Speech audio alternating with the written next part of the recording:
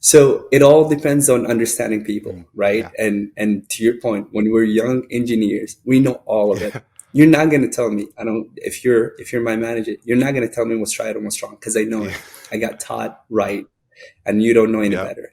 So I'm not going to lie. It was one of the greatest, I would call it growth that I got out of that experience too, which is understanding that the two guys that I had, or the two team members that I had at the time. So one of them had that mentality. Nope, I know it all. You're not going to tell me any different. Mm. So to me, I had to change as a leader. I changed how I conduct myself with that individual. Understood exactly why they're doing what they're doing. Leaders lead people. Managers manage Mm. things. So this is my definition of leadership. So it doesn't mean that leaders do not manage things. I think leaders is actually the second Mm. step of being a manager. Manager is actually the beginning because you're managing things, you're managing programs, you're managing things. We always start with managing people because we don't know how to do it any differently. Mm. And the moment you become a leader, you're leading people. You're actually, as I said, it's all about giving them the right environment. But giving them the right environment doesn't happen naturally. You have to understand people first. I remember something that I just read or saw for Simon Sinek, and I resonate on it all the time. So he talked about people that just go to the gym for the first Mm. time. They work out on all of this. They spend a lot of time at the gym. They go back, they take their shirt off. They're like, yep, nothing's happening. So they do it for a couple of times. And after that, they give up because they said there are no Mm. results. And he said, it's not about 20 hours you spend at the gym for a day. It's about the consistency, the 20 minutes that you spend every single day for the rest of your life. Mm. You're not going to see results at the beginning of it. You're going to see results at the end of it. Turn this up, turn this up. Your professional development is one of the keys to your career success. When you combine your desire to grow with actionable steps, your journey to success becomes an incredible reality. Hi, I'm Paul Ferranbi. Welcome to IncrediPaul Leadership, where we learn how to become the most incredible versions of ourselves by learning from each other. Today, I have the honor of having Mazzin Alnijoumi on the show. He's a man who's worked all over the country, traveled the world in manufacturing, research and development, so many different things I'm sure we'll get into. He's actually been mentioned a couple of times on the show as well. So I'm super excited to have you, Mazzin. But how about you introduce yourself the way you would do it? Hi, Paul. Thank you for having me. So my name is Mazzin Alnijoumi. I am I'm part of the operations team at AFB International in the Springfield, Missouri area. Awesome. So tell me more about AFB. What do they do? How did you get into that? Yeah, absolutely. So AFB International, it stands for Applied Food Biotechnology. So we make pet food palatants. So in essence, it's all about pet food. And we always say we enhance pet food palatability. So our job is to make the icing on the cake, just like how we do actually in regular cooking. Okay, icing of the cake. So you mentioned palatability. So I'm guessing for those who may not be as familiar with those terms, you make it taste better for pets. That is correct. So I always look at it or explain it to people in terms of human Hmm. food. So if you make a cake, it's tasteful. But if you had the icing, if you're an icing person, that's exactly what we make. We make topical additive to the pet food, and it makes it extremely palatable. It makes the dog and the cat wants to eat it more than what it is without it. Wow. Okay. So that's really interesting. So I know you're doing that now. What got you into manufacturing? Or when you were going to college, did you know that you wanted to be in a manufacturing? Kind of like talk me through the journey from, Yeah. yeah, your journey. Fair question. So the way that I grew up, so I grew up actually outside of the U.S. I grew up in Sudan, which is northeast of Africa. Since we were kids, me and my older brother, I would call it. We knew what we wanted to do. I knew that I always wanted to become an engineer. So Hmm. even the stuff that I had, the toys that I had, it was all engineering mindset. My older brother became a doctor, and everything that he had was actually around surgery and doing stuff like Hmm. that. So this is how I knew what I wanted to do. I wanted to become an engineer. I didn't know what discipline I'm going to be in. So I had a mentor when I was a kid, and he had his PhD actually in oil and refineries. Wow. So I thought oil will be the path that I'm going to take. But talking to him while I was growing up, he said, don't do it. Chemical engineering is the way. And I had Wow. no idea what that meant. So when I went to chemical engineering, going back actually a little bit in time. So through high school, I got to a place that I was actually trying to learn and trying to actually be the best at what I do. Mm-hmm. In Sudan, we have just a general high school exam that we take. And when I took that exam, I was actually top out of the 300,000 people that took it. I was number 76. Wow, So I wow, had wow. free I'm not gonna admission let you. for University I'm of not gonna let Khartoum. you skip past that. Out of Okay, 376,000 people, you said you're number correct. 77. 77 in the whole country. That is Was correct. like, what Um, percentage is that? I did not do the math, Okay, because but I we feel can like do the that's math the later today like if you top want. half percent or something. That's really very good. Correct. Yep, but here's what I want people to understand, because it sounds like we always talk about the wins without talking about how we got there. So Mm, if you go back, schooling was not actually my thing. really? I loved playing soccer when I was a kid, and I'll never forget. My mom used to say, "You can play soccer for the rest of your life, and you're going to rely on your body. If it deteriorate, you're going to stop, and you're not going to do anything. Mm, So focus on your mind most of the time." So wow. I once I did that switch. Um, I'll never forget middle school. I got into a class. So they had two types of classes. They had the one that had the top people, and they had the one that they did not have the good people in it, like people that were still struggling. Okay. So yes, I was part of that class. I'm not going to lie. Mhm. So while I was in that class, I'll never forget. I was like, this is not who I am. This is not how I want to be defined. So I took a step back and I started being deliberate about me being good at school. And we used to have monthly tests. So, and then you get ranked amongst the whole school. So this third month, I remember we had a teacher. He came in and he said, so y'all are still trying to actually make it in life. Who's the best in class? So everyone pointed at me. So I raised my hand. He's like, so what rank are you? What, 20th in the whole school? And I remember I said, no, I'm actually the second in the whole school. I said, the top one is actually in the top class, but I'm the second person. He's like, why are you here? I said, I don't know. You guys put me in this class. And Wow. he's like, well, that's not going to work. So they actually moved me to the other class Mm, with the rest of the team.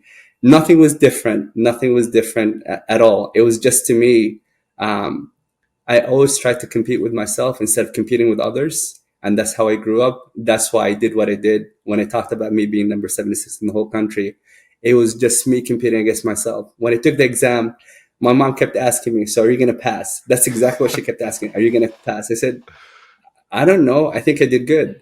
And she's like, what do you mean? I said, I don't know. I really don't know. I think I did good. When the results came out, she was super, super shocked. wow. So continuing down that story, because she did not want to let it go. Continuing down that story, Paul. So when you become that high ranking, I had two options. When we were kids, we knew that we are going to move to the US. Mm, So my dad was like, do you guys want to go to the US now?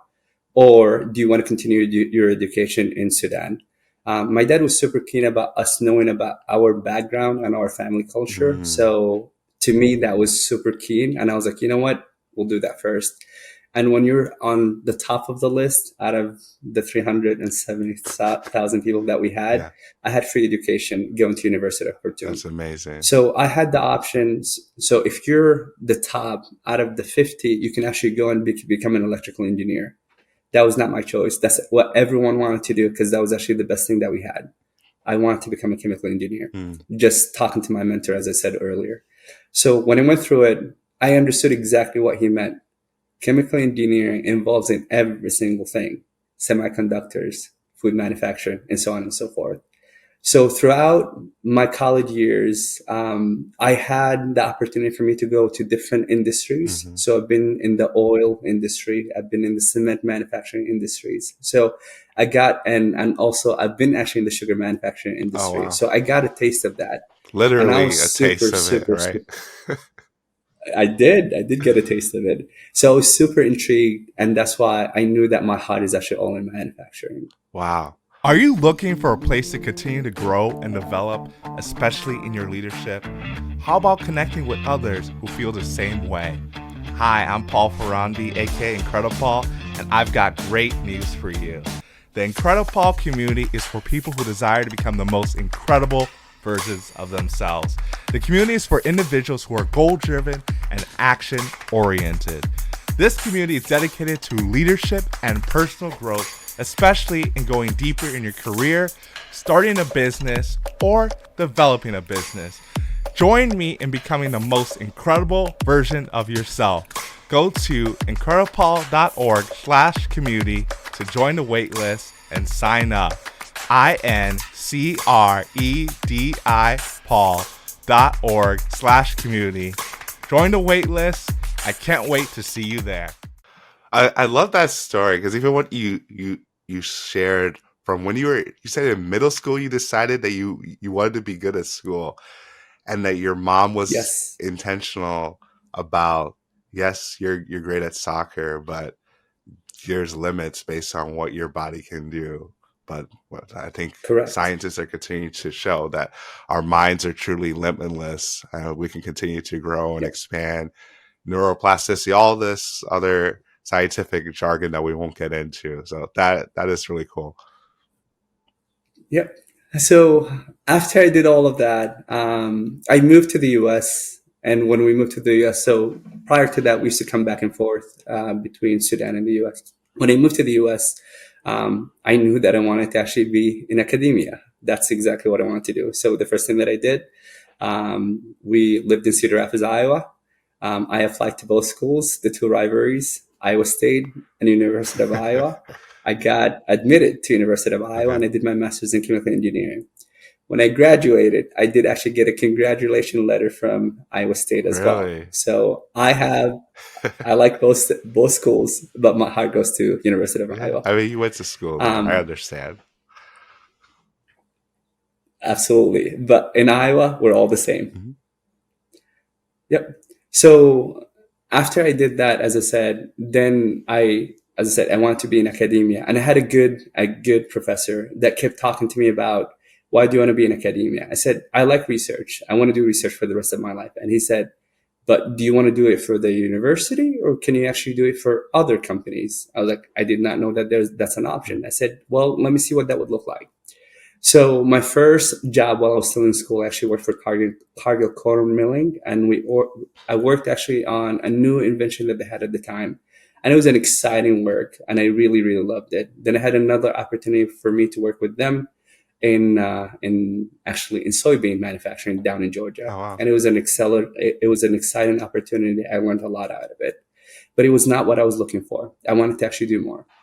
And while I was at Iowa, we had the career fair, and I actually met a few leaders at that time. Actually, they were young at that time, and they said, "Hey, we're Nestle Purina." I grew up, as I said, outside of the U.S. Nestle is a well-known company, and everyone knows it. Yeah. It's what everyone wants. So I was like, you know what? Let me try it. And it was actually a management trainee program. Mm. And when they looked at my resume, they said, you have the opportunity either to go to engineering, or you can actually do production. When I did my interview, they said, hey, you have this extensive R&D experience, and you have a lot of knack for R&D. We have this new program that we have not tried yet called, it's a management trainee for R&D. I said, I wanted to do that for the rest of my life. So yes, why not? Yeah. So I got admitted, went to Davenport, Iowa. That's where I started my career with Nestle Oh, Purina. wow. I met a lot of great people. I'm not going to lie. I still, till today, talk to a lot of them too. So started in Davenport, Iowa as a management trainee. Then from there, I actually moved to St. Louis, joined the R&D team, worked in R&D for quite a while. You know, when you think that you know what you want, then you get there and you're like, is that all what it is in life? Wow. And that's exactly what I got into. Wow. While I was in R&D, I was like, this is awesome. I love it. That's not what I want to be. Mm. This is not enough for me. So after that, I pursued other opportunities actually within Nestle Purina. So I got the opportunity for me to be part of a performance team, performance acceleration team. Mm-hmm. And this one I started. So in R&D, I traveled a lot. I traveled a lot actually to different factories in the US, and I traveled a lot outside of the US. One of the best experiences I had, it was actually when I went to France and I worked with the team over there.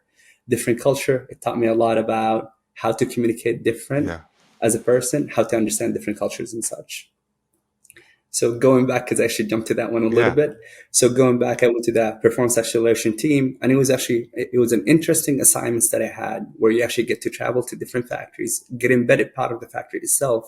You get to learn, work with the people. And when I say work with the people, work with the management team and work with the people on the floor, Mm, you understand people. And you're going to hear me talk a lot about understanding people, because as leaders, if we don't understand people, we don't know how they get motivated. We don't understand how they can actually do what they do. exactly.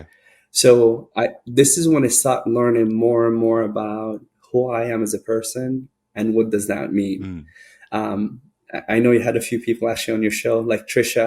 She talked a lot about me. It taught me about what an influential leader can do. mm-hmm. You don't have to have a title for you to actually make it or break it. You can literally do it without having a title. But at the same time, it was actually sculpturing me as a leader Mm, to understand exactly what I want to do, how would look like. And at the same time, while I was traveling, I was learning from other people too. So seeing what people would do, how they would act in front of others, what they would do, and why they do it. mm, I was so keen on the why. You probably read Simon Sinek's book, Starts with yeah. Why. To me, I wanted to actually understand why people do what they do. That they don't necessarily say it, but it's how they conduct it, how they do it. You can figure out why they're doing what they're doing. So after all of that had happened, I got the opportunity for me to actually go back and embed myself in a factory. So I was part of the operations team in, again, Davenport, Okay. Back Iowa. to And that Davenport. was a really, really good Yep, back to Davenport. It was a really good experience for me. So it was my official manager title. Okay. And I'm saying manager because at that time I was a Okay. manager. I was trying to understand exactly what I was Okay. doing, how I was going to fit, and so on and so forth. Um, this is when I start learning that if you don't have a good mentor, you can actually mentor yourself. There's a lot of stuff out there that you can actually go and read, as long as you know what you're struggling with. Mm, So I start journaling every single day. Every time I struggle with something, I write it down and go and just do enough research. My research background had helped me do enough research to listen to different people, how they conduct it, how they do it. But you don't have to mimic what they're doing. You figure out what works for you and just say, this is my true identity for me to actually get better at it. that is that's so key. Throughout that I don't want experience, to interrupt, but I want to make sure people catch yeah, that because I talk a lot about mentorship, and mentorship is key. But you can mentor yourself, but it does take some absolutely. degree of self awareness. Like you were saying that you're journaling, making sure you understood what your struggles were. So for all the people listening out there, if you find yourself that you don't have the right mentors, you can mentor yourself. You get mentorship from books, from a lot of different things. I just want to add that, but keep going. Correct. Correct. Yeah, no, absolutely. Appreciate you for actually highlighting that, Paul. So after that, as I said, it was a wonderful experience. I learned a lot from it. I do appreciate everyone that had helped me through it. Mm-hmm. The outside mentors, inside mentors, and Mm-hmm. so on and so forth. From there, I actually moved to actually a different role within Nestle Arena at a headquarter job where we're actually supporting and helping other Mm-hmm. facilities. And this is where I actually met you, Yeah, Paul. that's where we met. It was actually Yep, this is how we met. And that experience was really, really wonderful because it also gave me the opportunity for me to actually travel again, meet a lot of people, and also understanding leaders as well. That's And from there, COVID had happened, as we all know. And I want to briefly, I want to expand a little bit about what COVID is. COVID, yes, there's a lot of stuff that had happened. A lot of people had died, and that's awful. There's no doubt mm-hmm. about it. But us as human beings, this was the time that everyone had the opportunity for them to slow down Mm-hmm. and really think about what's going on in their life. Mm-hmm. Where are you at? And you have to do a full self-evaluation. And I really applaud the people that were or had the opportunity to do it. And I'm sad that if people had missed that opportunity, I hope they find an opportunity in the future. Mm-hmm. So for me, COVID, it was literally when I slowed down and I literally started asking myself, is this all what it is for me in life? Mm-hmm. Is this how I would like to actually live the rest of my life? Is this what I want to do? And I sat down with myself. I again wrote it down, just like what I do. And I was like, nope, this is not all. Mm-hmm. And at that time I was like, well, what else is different, what else is out there. And out of nowhere, literally, this opportunity came in for AFB International. They're looking for an engineering manager. And at that time, they were just starting a group of engineers at a factory level. I was like, Wow. that's awesome. It's an opportunity for me to coach and mentor new leaders at the Mm. company. So I was like, this is exactly what I've been looking for. My philosophy in life is simple. You learn from a big company, you go to a small company, then you actually give more and more. Wow. And that's exactly what I want to do. So I was like, this is exactly the natural progression that I was looking Mm. for. So, and the beauty of it, as I said, starting a new engineering group. So it's something that is not easy to do. Some of us would like to actually go to an established area and we just manage it. Or you can start from scratch and to create it with others. That was actually the beauty of it for me. So I was like, okay, let's go ahead and do it. And I actually started the job without going to the facility, have not met the people, Wow. but I had faith in what I'm going to go into. And I always say, it's not about who I am today. It's what I'm going to become in the future. So I was super excited about what I'm going to become in the future. And that's all what I kept actually being positive about. So we started that team. It was me and two young engineers that just graduated from college. Wow. And this was an interesting experience for me because it was literally about mentoring young engineers. I'm not going to lie, some of it was struggles. I had some struggles with it too, but it's just like pushing a rock. It's so hard at the beginning, but the moment you have momentum, it's going to keep on rolling. And that's exactly what we got into. The moment we have the momentum, everything went smooth. We literally were rocking it left and right, to the point that we were applauded for everything that we're doing. From that experience, I actually got the opportunity for me to go and join our company in the Netherlands. And it was a small stint assignment out in Oost Netherlands, especially in the south part of the Netherlands. That experience to me, it was a 3-month assignment, working with the operation team. It was interesting. There's a lot of stuff that I actually grew because of it. I grew personally, I grew professionally. Are you wondering what's next? Has everything you tried failed? Or maybe you just feel stuck? Then coaching might be right for you.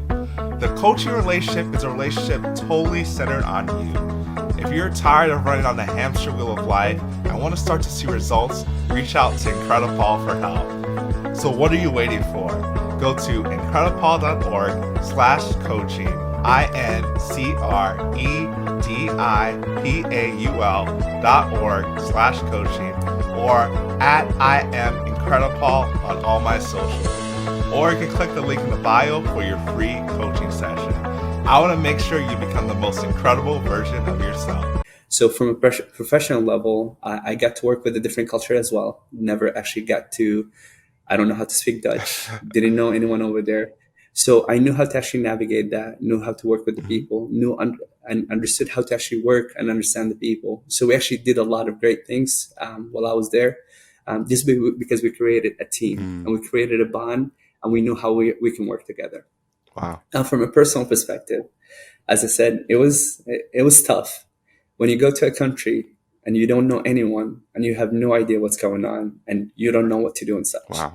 So again, I went back to journaling the same way that I did it. And I literally sat down with myself. I said, why do I feel this way? And it was like, why do I feel this way? And sometimes when we don't know what that would look like, literally write it down. So I sat down, paper and pen, wrote down exactly how I felt, each one of them. I said, okay. Then I asked myself, what am I doing about it? So I start literally solving it as if it was an equation. Well, this is what I can do about it. This is what I can do about this and this and this. So I wrote all of that down. Then I said, so what actions are we taking? I started writing actions. Then I put it on a calendar and I held myself accountable to execute on it every single day and had it with green or red. Did I do it? Did I not? Did I do it? Did I not? Till today, I still have the same exercise. Wow. So I could definitely see the continuous improvement side of you coming out through that whole exercise. But that is so true. And I've thought about, I think one day I'll definitely do it, about how much of the stuff we learn in continuous improvement really is directly applicable to life. From what you were saying, just understanding and writing out, just developing the problem statements like what you were doing, and then figuring out the possible solutions, and then checking out what were you actually going to do with those actions. But yeah, throughout your story, I just sense a lot of intentionality in what you're doing and making sure you're doing the right thing. But then also mentorship and getting mentorship for yourself, whether it's through individuals, like you mentioned that your mentor told you go into chemical engineering, or mentoring others, like you mentioned that you went into AFB as engineering manager, brand new team, engineers right out of school, which we both used to be engineers right out of school. So we know that Correct. at that stage, we think we know a lot more than we actually do. And as we learn, That's correct. yeah, as we learn more, we realize we there's just so much more that you don't know. It's like what you don't know, what you don't know effect. So that's really cool. And that's difficult to navigate. I'm glad that you're talking about it, Mm-hmm. Paul. So it all depends on understanding people, Mm-hmm. right? Yeah. And to your point, when we're young engineers, we know all of it. Yeah. You're not going to tell me, I don't, if you're my manager, you're not going to tell me what's right and what's wrong, because I know Yeah. it. I got taught right, and you don't know any Yep. better.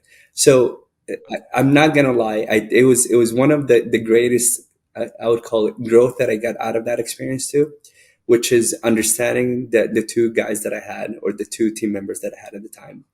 So one of them had that mentality. Nope, I know it all. You're not going to tell me any different. Mm. So to me, I had to change as a leader. I changed how I conduct myself with that individual, understood exactly why they're doing what they're doing. And it was literally, for them, it was, they don't want to show weakness Mm-hmm. and they want to show strength at all times. So they're not humble in the Mm-hmm. process. And I was okay with that. The moment I understood Mm-hmm. that, it became, okay, let's do it your way, but it's forgiving if it did not work out. It is Mm-hmm. okay, because I want people to understand it's okay to fail as long as they're failing forward. And as long as you create that environment for them to nourish and get better, that's all what mattered to me. My other engineer was, I'll call him a slow starter. I actually resembled my career and myself with him. Okay. A lot of people did not see that he's going to do good. To be honest with you, I was like, oh my goodness, this is me when I was Oh younger. wow. This is exactly what was going on with, yeah, this is exactly what was happening to Okay. me. People don't see it. And to be honest with you, reflecting on it multiple times, I had a confidence issue when I was younger. That's why I had a slow start. I always say, not every bean will sprout. Every bean will sprout different. Depends on the environment. As long as you know exactly the right environment for it to sprout good. Mm. So I figured out exactly what was going on for him and what environment he needs to actually be in. And it was literally about getting small wins. Mm. So it was consistent small wins, which gave him confidence. Once he actually grew his confidence, he became one of the best engineers that we ever had, to be Wow. honest with you. That's remarkable, even for you as a leader to see yourself in him, because like I'm sure it was not easy to spend that additional time, because I'm sure other people are like, well, this person's not going to be a high achiever. And I know in corporate and in really anywhere, they're like, oh, where are the high achievers? We want to focus on them. But it takes a great leader, I would say, to understand this is where this person is at. This is what they need, and understanding they needed that additional attention. They needed the small wins. And that's something I continue to try to get better at. I could say I'm a recovering perfectionist, that I look at the long-term goal and I feel like if I'm not hitting it yet, that I'm failing, which I'm okay with failing, but I just continue to move forward. But I'm Yep. being intentional about celebrating the wins along the way. Correct. Absolutely, Paul. Absolutely. Yeah. So you've had a tremendous career, and you summarized it pretty quickly, because I know you mentioned where we met each other in Nestle Purina as part of the continuous improvement team. And then also relooped, because while you're in the Netherlands, I happened to be in the Netherlands with Purina as well. So we Absolutely. met up there, got to experience some of the Netherlands food and culture, and you introduced me to bitterballen, which I'm sure I am not pronouncing right, but it's an amazing like meatball, You did yeah, great. like meatball dish. But what were some of your highlights or memorable moments in your careers? I don't know if it was more the transitions or anything that you're really excited about as you kind of went through your career. Yeah, so to me, it was actually meeting the different Mm, people across every single place that I've mm, been at. As I said, I get nowadays, even in the past, I get fascinated by people. I get fascinated by people, culture, and such. So that has been the highlight of my career. When I left Purina, I remember I I sent an email out, and I counted how many people I sent an email out to. It was 647 wow. people, and those are the people that were still remaining, and I had, I'll call it, strong connection with them. So that was my highlight. I typically, when I get to know people, I typically have a strong connection with them. 647 people that you Yep. individually wasn't a like a list serve Sent or emails. anything. It was like individual people, 647. So it was a mass email, Yeah, but but out of the 647, yep, you listed them all and, out. and there were others. Yep, there were others that actually sent additional Wow. emails or additional notes just to actually appreciate what they've Mhm. done and what they've actually got me into for me to become who I am today. Wow. Yep, that's the highlight. No, I can definitely see that from, like for me knowing you personally, and then everyone who I've ever met. If I mention the name Mazzin and they immediately light up, they're like, "You know Mazzin, or how's Mazzin doing?" Like I can say, and I'm sure there's gonna be a lot of people that know you that eventually watch or listen to this, that everyone who interacts with you is left with not even a positive experience. I'll say an uplifting experience. Because I don't want to say it's natural, because I don't want to discredit any work that you put into it, because just because it's natural doesn't mean you don't have to put in work. But you have this ability to see something in people and highlight it and make them feel really good about themselves. And I can see that with pretty much everyone you interact with. I go back to say it's exactly what I Mm-hmm. talked about. The bean cannot sprout if you're not put in the right Mm-hmm. environment. Us as human, not even as leaders, we have that ability to do that. We can literally put people in the wrong environment for them to, for that petal to actually diminish, or for the bean not to sprout. But we also have the ability to make it actually nourishing so everyone can sprout. So it's a choice. And I choose the latter, that the second one, for me to actually have the right environment for people as a leader and also as a person. That's really good. So I know this is IncrediPaul Leadership, and you've already shared a lot of great leadership tips. And we talk about Start with Why, Simon Sinek as well. I want to kind of go Yeah, back a little bit, because I know you mentioned that when you're in let's Davenport do it. that you were a manager, and you highlight the fact that you were a manager, you weren't leading.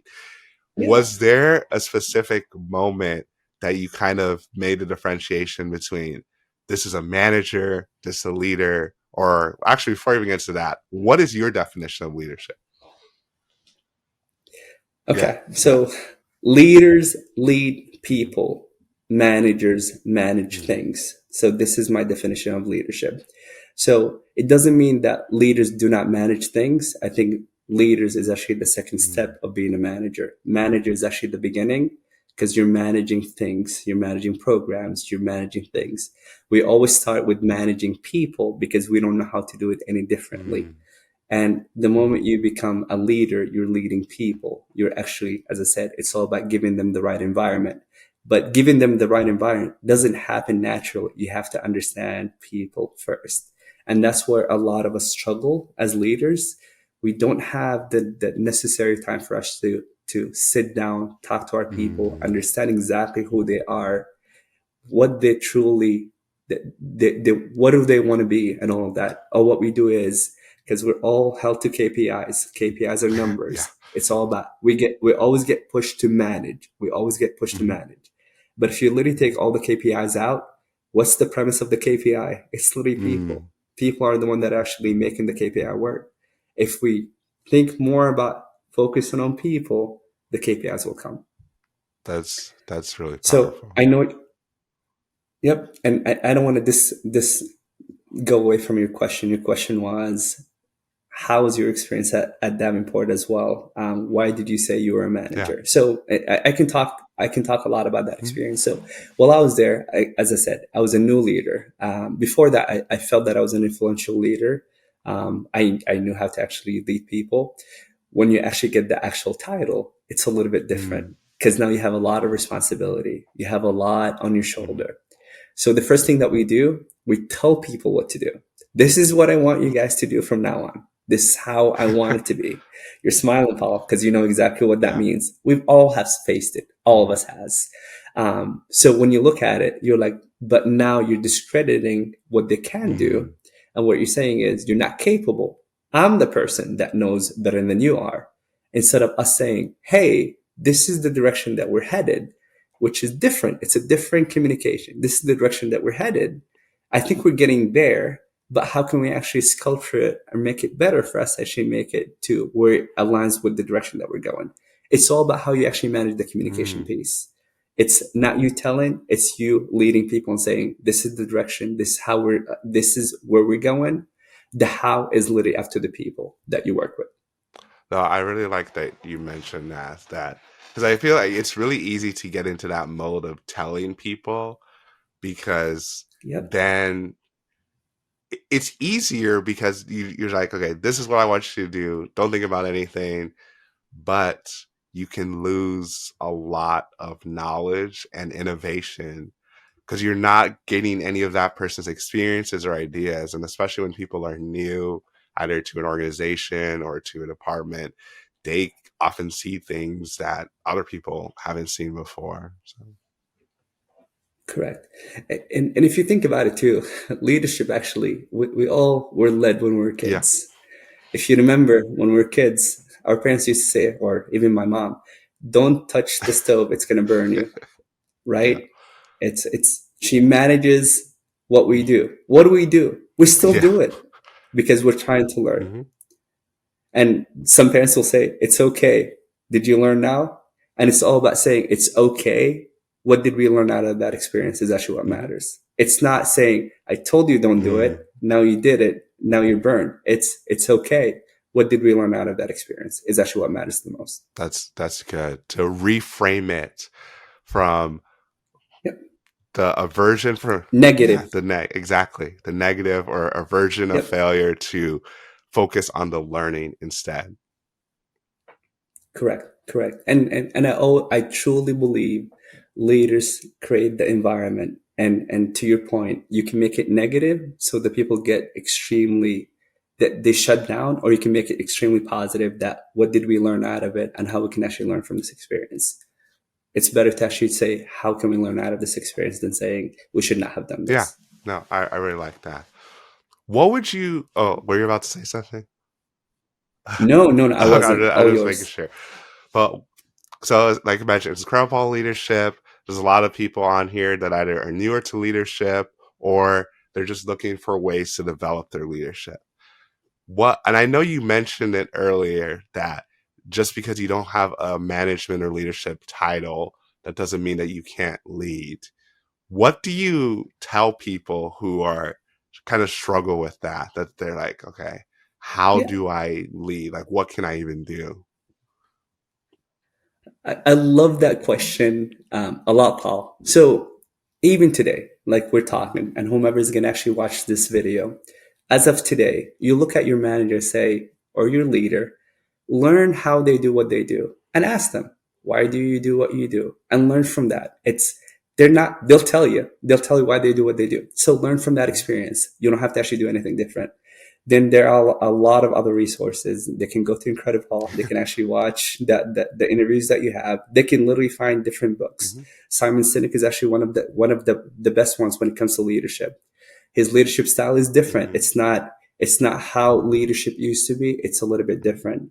So if you can, as I said, it's all about self-awareness. What are you struggling with as a leader? If you understand what that is, you can literally find it. You can find resources online. You can find books that you can read that will give you an idea of what that would look like. However, I got to be cautious when I say this. Do not mimic what other people do. Do what works Yeah. for you. And as a leader, while I was learning, I always say I manage, I measure the response. Mm, So if it's something that I have not done before, I do it, then I measure the response. Was it positive? Was it negative? And how positive was it? And how negative was it? And how can I actually make it? How can I adjust to it so I can get the right response that I'm looking for? This is as simple as I can say it. Measure, if you don't know how to do it, learn, understand, make it your own, then measure the response. And from there, you can adapt however you want. that's really good because measuring the response is the only way you can actually apply what you learned. Because I think it's Correct. really easy because our society and the life is just so fast paced. We're always going and going. And John Maxwell has a great quote about that. Activity does Absolutely. not mean accomplishment. Like just because you're busy Yeah. doesn't mean you're getting the right things done. Because it's been said that managers do things right, but leaders do the right things. You can do all the things, but maybe you're not doing the right things. And the whole idea of reflecting on yourself and your situation and evaluating what you're doing, like where you're saying like, oh, I did this is what happened. And unless you're being intentional about it, it's not going to happen. Because when we're in school, especially elementary Correct. school, like there's homework, there's all these different checkpoints to make sure that we're learning, even Absolutely. in college. But I don't I don't remember what the statistic is, and I think it varies depending on who you ask. So after people leave high school, the average adult reads maybe one self-help book or one book to help themselves a year. So yeah, a Wow. year.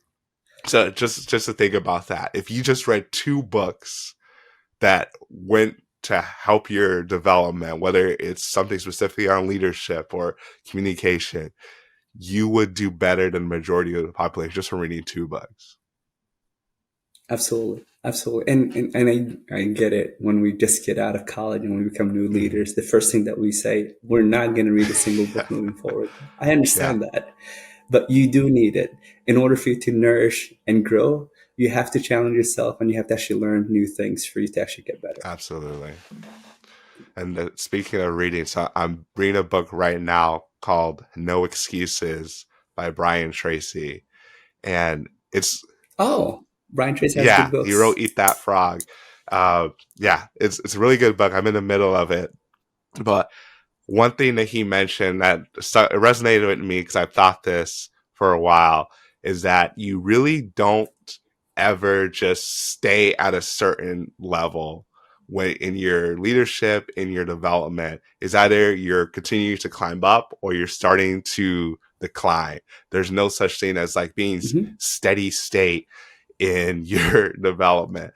And a Correct. lot of times, because the way we set goals, we're like, okay, we're gonna do this, and then you feel like, okay, I stay there. It's like if you don't do anything else, you're gonna start to decline. It's just like working out or eating Correct. healthy. You can't tell yourself like, oh, I ate healthy for a year. Now next year I don't have to eat healthy at all. Like that's not how this works. Or we're working out. Yeah. Yeah, you can't do that. Yeah, so you remember when we were actually at Nestle Yeah. Purina, one of the things that they used to teach us was anchor the change, Mm-hmm. right? When you go through change, you got to anchor it. So you're right. So if you have a new routine and you're saying, this is what I'm going to do for me to lose weight, make sure you anchor Mm-hmm. it. If you're changing your diet, this is literally going to be it's not a change in diet. It's going to be a new Mm-hmm. lifestyle. That's why people talk about it. It typically sustains if it's a new Mm-hmm. lifestyle, because now you're anchoring the change and you're saying, this is what I'm going to do moving Yeah, forward. exactly. That's why all those different fads and stuff don't work. I mean, they work in the interim, but if you Correct. stop doing what made you successful or caused a change, you're not going to keep it. Yeah, and it's interesting that you're saying this. I remember something that I just read or saw for Simon Sinek, and I resonate on it all the time. So he talked about people that just go to the gym for the first Mm-hmm. time. They work out on all of this. They spend a lot of time at the gym. They go back, they take the shirt off. They're like, yep, nothing's happening. So they do it for a couple of times. And after that, they give up because they said there are no Mm-hmm. results. And he said, it's not about 20 hours you spend at the gym for a day. It's about the consistency, the 20 minutes that you spend every single day for the rest of your life. You're not going to see results at the beginning of it. You're going to see results at the end of it. And I'm going to go back and try to actually link that one with leadership. You're not going to see you improving right away. It's not going to happen overnight. You have to be consistent and disciplined about what you do day in and day out. It will happen, and you'll see it at the end of it. It is a journey. It's not going to happen overnight. It is a journey. Absolutely. Absolutely. Perfect example is even for me with this podcast. When I started it, well, I mean, I originally started at the beginning of 2022, but really no one knew about it because I didn't tell anyone. But 2023 is like when I was gung-ho, fully invested. I did some reflection about like the first episode I put out beginning of 2023 versus the last episode of 2023, and just put the clips side by side. I'm like it doesn't even look like the same show. It's just like the background's That's awesome. background's totally different. Even like I look different because some health transformation I went through last year as well.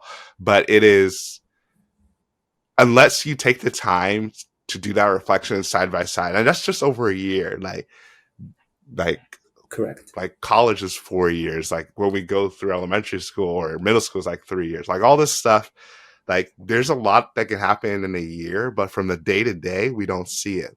But when you're intentional about doing the thing and being 1% better, like James Clear talks about, when you look back after a year, you'd be surprised at how far you go, which it is important to like track your daily progress, but don't get so caught up in the daily progress and get discouraged that you don't look back over longer periods of time to be like, oh, I have made tremendous strides. Absolutely. It's, I love that you're talking a lot about intentionality, right? If we're not intentional about something, we're not going to be able to do it, right? Because it's going to be in the peripheral vision and it's not in front of us. When you're intentional, you see every single thing that is actually aligned to it. The other thing that I just want to add to what you just talked about, wow, I actually did lose my chain of thought while I was thinking through that. I talked too much. My bad. No, you're good. You're good. It was something along the line of being intentional and also being deliberate about what you're doing. That's fine. I'll find it when we keep talking. But the intentionality and deliberacy, that's definitely a lot of stuff. John Maxwell leadership speaker, and coach. So. Yeah, I remembered what I was going to say, Paul. It's all about reflecting. You did talk about reflecting for a little bit. So being intentional and literally going back and reflecting. So think about your example. You said you looked at the beginning of the year, end of the year, reflecting, doing that side by side. As leaders too, you always have to reflect. I do daily reflection on how my day went, how I could have been better, how I would do stuff differently moving forward. So reflection is really key, but do not dwell on what's not working, because dwelling is not going to move you forward. Exactly. I think I'm just full of different books coming to mind based on what you just said. Another good book I read a couple of years ago, and I feel like I'm just going to continue reading it every year, just to keep at the forefront. You're good. Is Relentless Solution Focus by Dr. Jason Selk and Dr. Ellen Reed. And they actually, I was fortunate enough to get them on this show as well. Each individually, That's awesome. they were on this show and they talked about it. But it's what you were mentioning about being really focusing on what you're going to do better as opposed to focus on the negative. And so they have PhDs, they've done their research in psychology.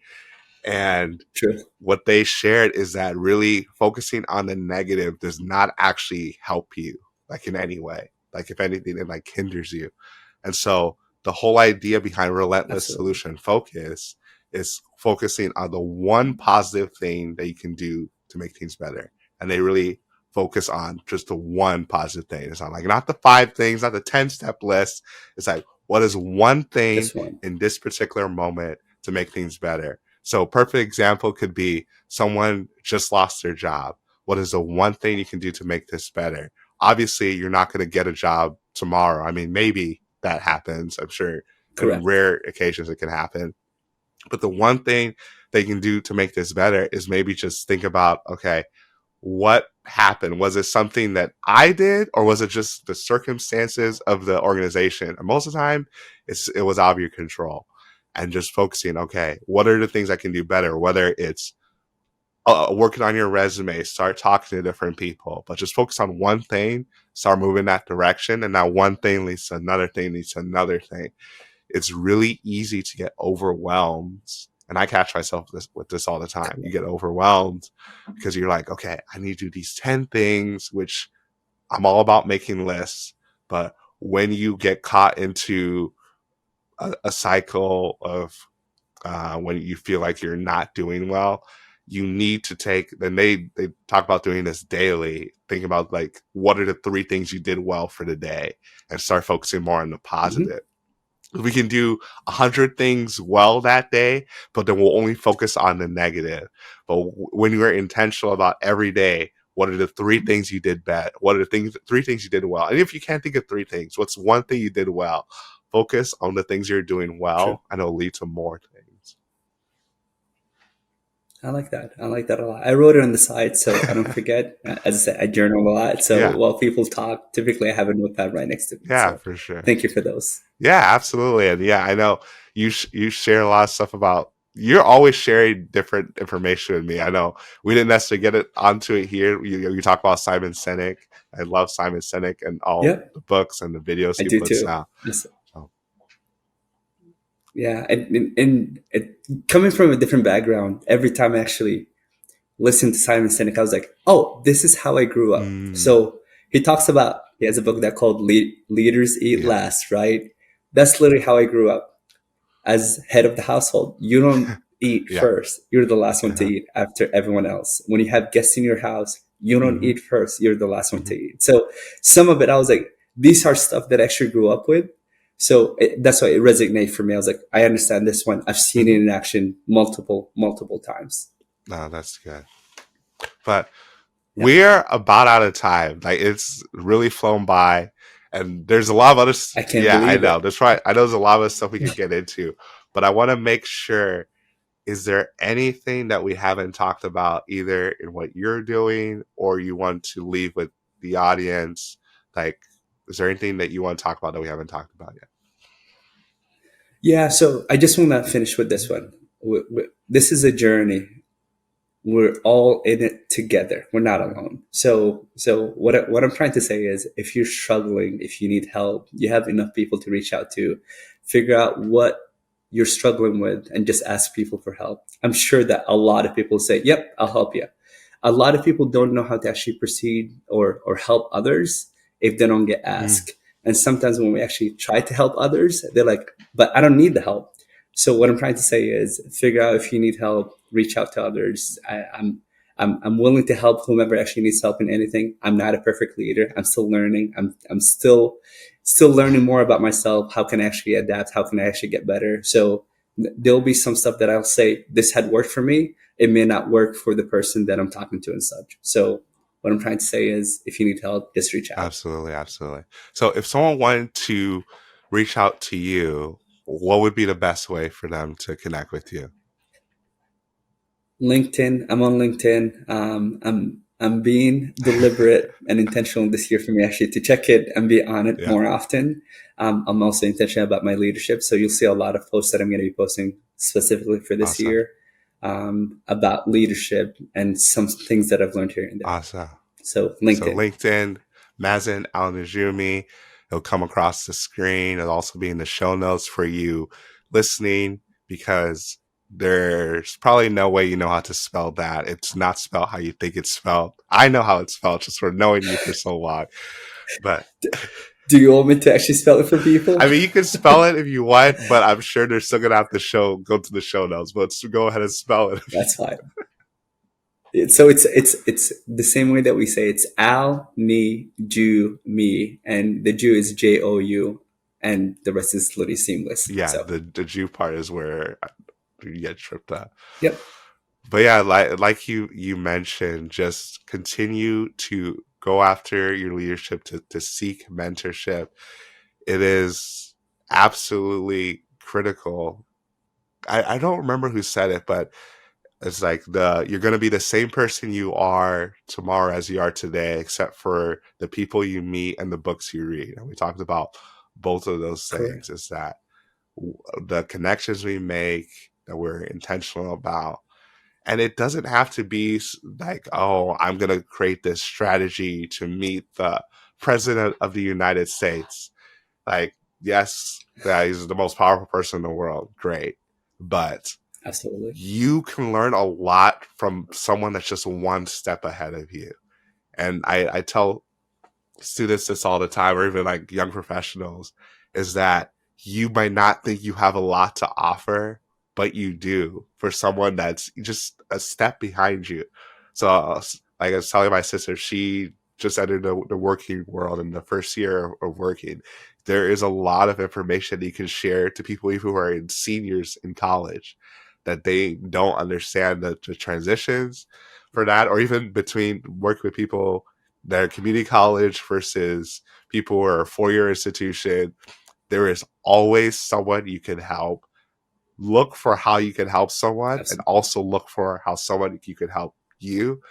And you have no idea how often that you just ask someone and they'll be willing to help. You might think it might be the busiest person, but a lot of times people don't ask at all, or they ask selfishly. Correct. And if you ask the right way, open so many doors. 100% agree with you. Yep, 100% agree with Absolutely. you. It's a good Yeah. message. But it was so great having you on the show. Glad we could make it happen. Like you mentioned, I'm sure I'm going to have you back on because there's a lot of other things we didn't get into. But yeah. But for everyone that's been listening or watching, thank you for supporting me on IncrediPaul Leadership, for learning to become the most incredible versions of ourselves by learning from each other. You learn from Mazzin's story that even if you feel like you're not good at something, that doesn't mean that you can't change. You can't be intentional with your self-reflection, your journaling. Even when you get to a stage, like he said, he was in R&D, he loved it, he reached his goal, and then he realized there's something more. So don't limit yourself to think, okay, I'm going to do this one thing for the rest of my life. There is value in that, and maybe you enjoy it. Don't be afraid to take a step, to do something different, because that's how you can truly be incredible. Thanks for listening. Be sure to rate and review this podcast on your favorite podcast listening platform. We'll see you here next time. And be incredible. Incredible.